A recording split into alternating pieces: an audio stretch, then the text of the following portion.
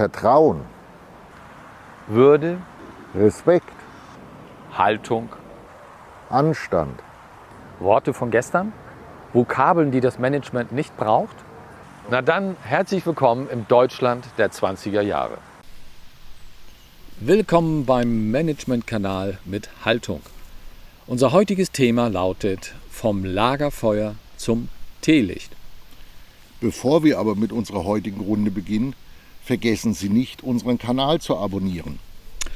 Geben Sie uns anschließend einen Daumen hoch und schreiben Sie in die Kommentare, was Ihnen gefallen hat. Aber auch, was Ihnen nicht gefallen hat. Weißt du, Sönke, unsere Rosé-Gespräche haben für mich immer ein wenig Lagerfeuer-Atmosphäre. Lagerfeuer, Ivo, ja, lang ist's her. Kindheitserinnerung.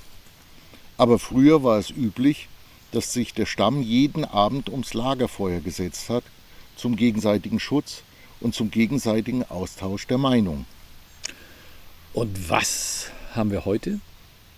Seit der gemeinsame Absacker nach Feierabend dank gleitender Arbeitszeit entfallen ist, gibt es nur noch den sozialen Austausch in der Kaffeeküche. Das Lagerfeuer ist zu einem Teelicht verkommen. Noch schlimmer ist es dann im Homeoffice. Kein Lagerfeuer. Nicht einmal mehr ein Teelicht.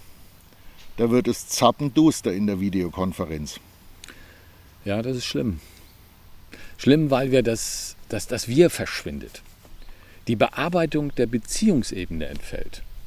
Ich meine sogar, die Persönlichkeitskompetenzen verkümmern. Mit fatalen Folgen, wie ich meine. Ja? Was meinst du mit fatal? Ja, wenn die Beziehungsebenen nicht gepflegt werden können, entfällt Gemeinsamkeit. Es gibt keinen Team Spirit. Das Grundbedürfnis des Menschen auf Zugehörigkeit wird nicht erfüllt. Ich sehe, was du meinst. Das geht ja noch weiter. Die Freude am gemeinsamen Schaffen, den gemeinsamen Gelingen, auch am gemeinsamen Erfolg geht verloren. Und außerdem das schnelle, unkomplizierte Austauschen von Perspektiven, von Sichtweisen und vor allen Dingen schnell Konflikte lösen. Versuch mal, du in einem Zoom-Meeting einen gewonnenen Auftrag, ein gewonnenes oder erfolgreich abgeschlossenes Projekt mit etwas prickelnd anzustoßen und ein gefühltes, gänsehautanregendes High Five zu geben. Freude und Begeisterung, Motivation durch gemeinsamen Erfolg werden da wohl kaum aufkommen. Richtig. Und auch alle informalen Kommunikationsmöglichkeiten außerhalb des Prozesses und des Protokolls untereinander und über Hierarchien hinweg gehen verloren. Laut Denken an der Kaffeemaschine war und ist schon schwer genug. Stimmt. Am Tresen konnte die Kollegin dem Kollegen mal die Meinung über sein schlampiges Äußeres oder seine sexistischen Sprüche sagen, ohne dass es gleich größere Kreise zog. Eine unauffällige und meist für alle Beteiligten einfachere und angenehmere Form der sozialen Kontrolle, als das heute üblich ist. Aber Ivo, auch aus Arbeitgebersicht gibt es meines Erachtens deutliche Nachteile. Was meinst du? Ja, was möchte das Unternehmen?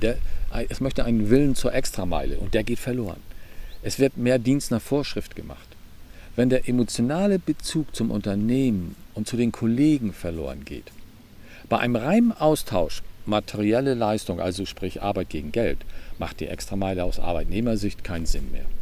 Es sei denn, sie wird sofort entlohnt. Ja, ich verstehe. Die Bereitschaft, mehr als unbedingt nötig zu tun, wird in einer emotionalen Währung bezahlt.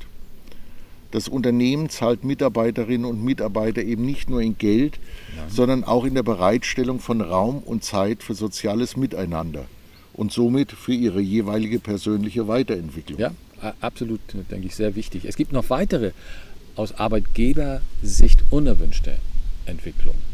Es entsteht nämlich eine Misstrauenskultur unter den Angestellten und vor allen Dingen auch gegenüber dem Arbeitgeber.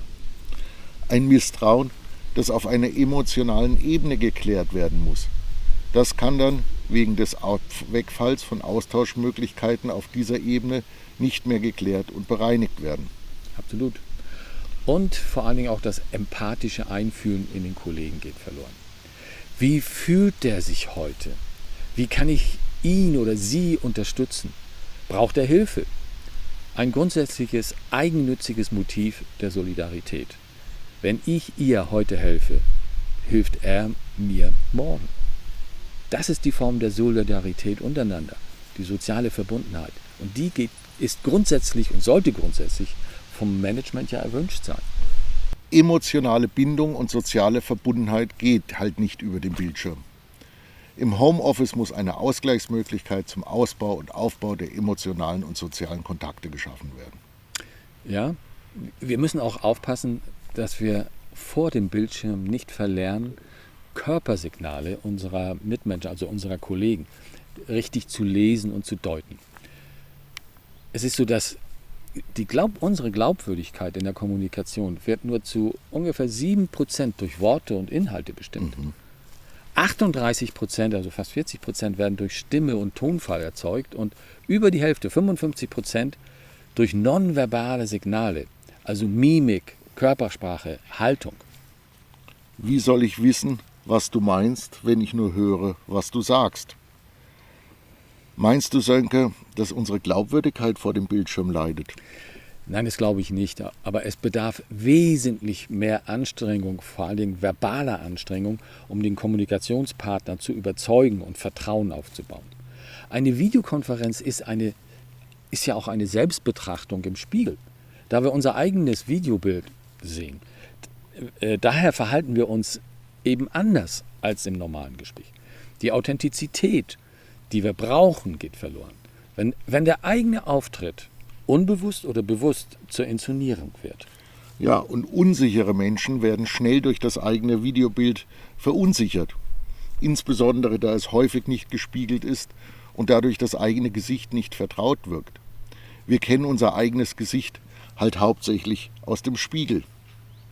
Naja, nun, wie kommen wir da aber wieder raus, Ivo? Das ist doch die Frage hier. Wir brauchen eine Antwort. Wie kommt man von Zappenduster wieder zu Lagerfeuer? Hast du schon eine Idee, Sönke? Ja, ich denke, wir müssen die soziale Verbundenheit wieder erhöhen. Von Seiten der Unternehmen müssen dafür die notwendigen Voraussetzungen geschaffen werden. Beispielsweise durch, dass die Vision des Unternehmens runtergebrochen wird im Team und durch die Mannschaft und jeder den Sinn dieser Mission auch verinnerlicht und eigentlich den Drang, den Wunsch, alle den Drang, den Wunsch verspüren, das gemeinsam wahr werden zu lassen. Es ist auch Aufgabe des Managements, den Kolleginnen und Kollegen im Homeoffice Möglichkeiten zur körperlichen Nähe zu geben. Der Mensch ist, und das wird häufig vernachlässigt, schließlich ein hochsoziales Wesen. Bei körperlicher Nähe entsteht Oxytocin, das ja auch gemeinhin als Glückshormon bezeichnet wird. Absolut richtig. Wie du vorhin ja schon gesagt hast, im Homeoffice muss eine Ausgleichsmöglichkeit zum Ausbau und Aufbau der emotionalen und sozialen Kontakte geschaffen werden.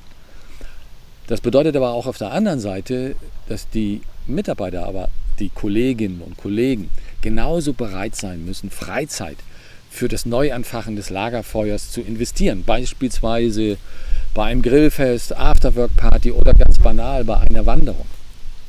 Also die berühmte Extrameile zur Pflege der innerbetrieblichen Kontakte. Na, dann drücke ich mal ganz fest die Daumen, dass die notwendige Bereitschaft bei Unternehmen und Beschäftigten für diese Investition ins Lagerfeuer vorhanden ist. Und zwar bevor die Hütte brennt. Dein Fazit, Sönke? Ja, mein Fazit. Ich denke, wenn eine gemeinsame Vision im Team geteilt wird, wenn eine Vertrauenskultur etabliert ist, jeder auch die Andersartigkeit schätzt, dann entsteht diese Sehnsucht zur Nähe und eine emotionale Bindung. Genau, wie die Nähe und Wärme am Lagerfeuer. Und die lässt mit Respekt und Toleranz Teamspirit und Wir-Gefühl entstehen. Und das macht nicht nur Lust auf mehr, sondern Gänsehaut. Absolut. And this was it for today. Yes. Abonnieren Sie diesen Kanal, wenn Sie die Freude am gemeinsamen Gelingen wollen. Wir reden über alles. Nur nicht über 20 Minuten. Alle 14 Tage haben wir ein neues Thema für Sie. Schalten Sie ein, wenn es wieder heißt, Rot oder weiß? das Leben ist Rosé.